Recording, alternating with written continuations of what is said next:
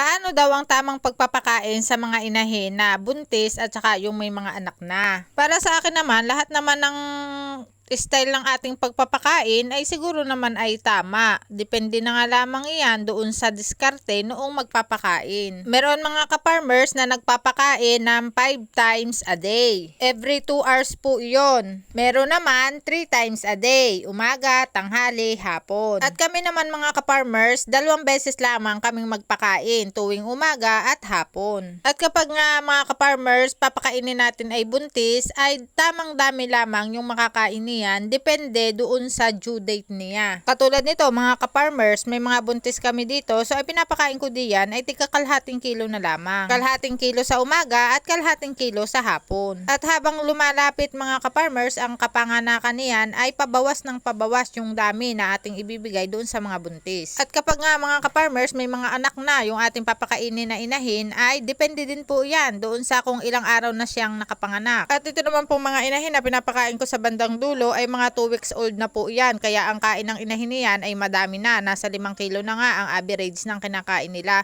sa isang araw. Kapag ang anak mga ka-farmers ng inyong mga inahin ay 1 hanggang 4, ang pakain nga niyan ay 3 kilo lamang sa maghapon. At kapag naman 5 hanggang 10 ang anak, ang kain niyan ay 5 kilo sa maghapon. At kapag naman mga ka-farmers 11 pataas, ang ibinibigay ko diyan mga ka-farmers ay unli. Kumbaga hanggat gusto niya, binibigyan ko yan ng pagkain. Sa pagdami mga ka-farmers ng anak ay dapat ay sa pagdami din ang ibinibigay natin pagkain doon sa inahin para mapalaki niya ng maayos yung kanyang mga anak hanggang doon sa time na iwawalay sila. At kapag naman mga ka-farmers sa oras ng kanilang walay ay hindi na nga namin yan pinapakain maghapon. At ganon din mga ka-farmers kapag ang ating mga inahin ay nanganganak. So sadyang wala talaga yung pagkain at hindi na nga talaga namin yan pinapakain kapag nga nakakakita na kami ng sinyalis na yan ay nagle-labor na. Hanggang dito na lamang mga ka-farmers at happy farming sa ating lahat.